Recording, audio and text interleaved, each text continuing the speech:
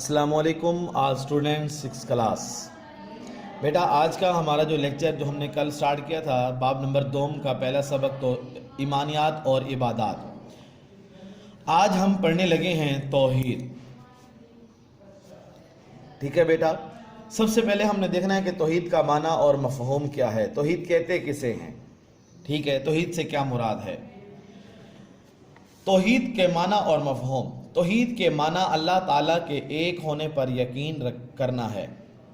ٹھیک ہے، یعنی اللہ تعالیٰ کو واحد، یکتا اور ایک ماننا اور ایک جاننا ہے، اور اللہ کی تعالیٰ کی ذات و صفات میں کسی غیر کو شریک نہ کرنا ہے۔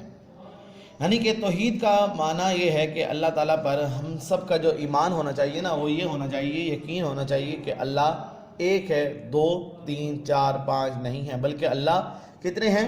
وہ ایک ہیں۔ کتنے ہیں بیٹا؟ ایک ہیں۔ ٹھیک ہے، یعنی کہ اللہ تعالیٰ کو کیا کریں؟ ایک مانیں، یکتا مانیں، انہیں اللہ کو ایک ہی ہم جانیں کہ بس اللہ ایک ہے، اس سے زیادہ نہیں ہے، اور اللہ تعالیٰ کی ذات و صفات میں کسی کو بھی شریک نہ ٹھہرائیں، کیونکہ وہ وحدہ لا شریک ہے۔ آگے ہے عقیدہ توحید ایمان کی بنیاد ہے۔ عقیدہ توحید ایمان کی بنیاد ہے، یعنی کہ ہمارا جو ایمان ہے نا، اس کی بنیاد وہ کیا ہے؟ عقیدہ توحید۔ کیا؟ عقیدہ توحید۔ اسلام میں اس کی سب سے زیادہ اہمیت ہے۔ تمام انبیاء علیہ السلام یہی تعلیم لے کر دنیا میں آئے۔ توحید کے بارے میں ارشاد باری تعالیٰ ہے، یعنی کہ 1,24,000 انبیاء کرام کم و بیش آئے، تو وہ کیا کر کے آئے؟ وہ ایک ہی پیغام، ایک ہی تعلیم لے کر دنیا میں آئے۔ وہ کیا؟ کہ توحید کے بارے میں بتایا کہ لوگوں سن لو، اللہ ایک ہے، اس کے سوا کوئی عبادت کے لائق نہیں ہے۔ تمام انبیاء کرام نے یہی پیغام دیا۔ توحید کے بارے میں اللہ تعالیٰ نے ارشاد فرمایا وَإِلَٰهُكُمْ إِلَٰهٌ وَاحِدٌ، سورۃ البقرہ آیت نمبر 163 163، جس کا ترجمہ ہے اور لوگوں تمہارا معبود خدائے واحد ہے، یعنی کہ تمہارا جو خدا ہے، تمہارا جس کی جو عبادت کے لائق ہے نا، وہ صرف اور صرف ایک خدا ہے، بس اس کے علاوہ کوئی اور نہیں۔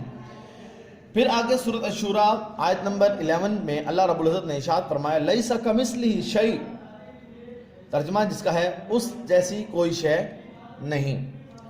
ضروری ہے کہ تمام مشکلات و مصائب میں صرف اسی پر بھروسہ کیا جاتا ہے، یعنی کہ کوئی مشکل آ جائے، کوئی ہمارے اوپر مصیبت آ جائے، ہم کس کو یاد کرتے ہیں؟ ہم صرف اور صرف اس اللہ کو ہی یاد کرتے ہیں، کسی اور کو نہیں، اور اسی سے مدد طلب کی جائے، جیسا کہ سورۃ الفاتح میں ہے آیت نمبر 4 میں اللہ رب العزت نے ارشاد فرمایا سورۃ الفاتح میں ایاک نعبد و ایاک نستعین، ترجمہ اے پروردگار ہم تیری ہی عبادت کرتے ہیں اور تجھی سے مدد مانگتے ہیں۔ بیٹا جب ہمیں کوئی مشکل آ جائے، کوئی ہمارے اوپر مصیبت آ جائے، کوئی مشکل گھڑی آ جائے، مشکل وقت آ جائے، تو ہم کسی اور کو نہیں پکارتے مدد کے لیے، بلکہ مدد کون کرتا ہے؟ اللہ ہی کرتا ہے۔ باقی جو کرتے ہیں وہ تو ہمارے بس ایک وسیلہ بن جاتے ہیں، تو باقی جو مدد کرنے والا ہے وہ کون ہے؟ صرف اور صرف اللہ ہی ہے۔ اگر ہم کائنات کے نظام پر غور کریں تو سورج ہر روز مقررہ وقت پر طلوع اور غروب ہوتا ہے، ستارے اپنے اپنے راستوں پر ایک دوسرے سے ٹکرائے بغیر چلتے رہتے ہیں، چاند کی منزلیں مقرر ہیں، موسم بدلتے اور لوٹ کر آتے رہتے ہیں، یہ سارا نظام خود بخود نہیں چل رہا، یقیناً کوئی ہستی ہے جو اس نظام کو چلا رہی ہے۔ اگر اس کی خدائی میں کوئی اس کا شریک ہوتا تو کبھی نہ کبھی کسی نہ کسی بات پر اختلاف ضرور ہوتا، مگر ایسا نہیں ہے۔ مختصر یہ ہے کہ اللہ کی ذات یکتا ہے، اس کا کوئی شریک نہیں، وہی خالق و مالک ہے، ہماری زندگی اور موت اسی کے ہاتھ میں ہے، اور ہماری تمام ضرورتیں وہی پوری کرتا ہے، اس لیے ہمیں صرف اسی کی عبادت کرنی چاہیے۔ بیٹا یہ تو تھا آج کا ہمارا لیکچر، اس میں صرف بتایا یہ گیا ہے کہ اللہ کو ایک مانیں، بس وہی عبادت کے لائق ہے، کیونکہ اللہ نے جس طرح قرآن پاک میں فرمایا کہ وَإِلَٰهُكُمْ إِلَٰهٌ وَاحِدٌ کہ تمہارا معبود ہے خدا وہ ایک ہے، اور لَيْسَ كَمِثْلِهِ شَيْءٌ اس جیسی کوئی شے نہیں ہے، إِيَّاكَ نَعْبُدُ وَإِيَّاكَ نَسْتَعِينُ ہم مولا تیری بات کرتے ہیں اور تجھ سے مدد مانگتے ہیں۔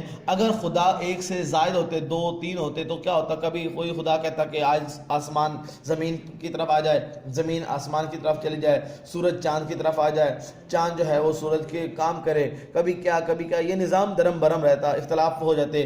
اس لیے یہ اختلاف آج نہیں ہے، تو بلکہ پھر کیا ہے، ہمیں ماننا پڑے گا کہ ہمارا خدا وہ ایک ہی ہے، ایک سے زیادہ نہیں ہے۔ بیٹا آج کا جو آپ کا ہوم ورک ہوگا نا، اس کے ایکسرسائز میں پہلا سوال ہے ایمان سے کیا مراد ہے، اللہ تعالیٰ پر ایمان کا کیا مطلب ہے، ٹھیک۔ نمبر 2 ہے توحید کے لغوی معنی کیا ہیں۔ یہ 2 سوال بیٹا آپ کے ہوم ورک میں شامل ہوں گے، آپ نے اس کو کرنا بھی ہے اور اچھے طریقے سے یاد بھی کرنا ہے، کیونکہ ہمارے آج سے راؤنڈ ٹیسٹ جو سٹارٹ ہو گئے ہیں، اس کی تیاری بھی اسی کے اندر شامل ہے۔ جتنا آپ اسے اچھی طریقے سے یاد کریں گے تو آپ کو ٹیسٹ دینے میں اور آسانی ہو جائے گی۔ اس سوالات کے جو جوابات ہیں وہ میں بتا دیتا ہوں۔ پہلا سوال ایمان سے کیا مراد ہے، اللہ تعالیٰ پر ایمان کا کیا مطلب ہے۔ اس سے مراد یہ ہے، پیج نمبر 7، ایمان کا مفہوم۔ ایمان، اس کی پہلی ہی لائن، پہلے پیراگراف کی پہلی لائن، ایمان سے مراد مان لینا، دل سے تسلیم کر لینا، یعنی حق کو حقیقت جان کر اس پر یقین قائم کر لینا۔ یہاں تک بیٹا، یہاں تک آپ کا یہ پہلا سوال ہے۔ اب دوسرا سوال ہے توحید کے لغوی معنی کیا ہیں۔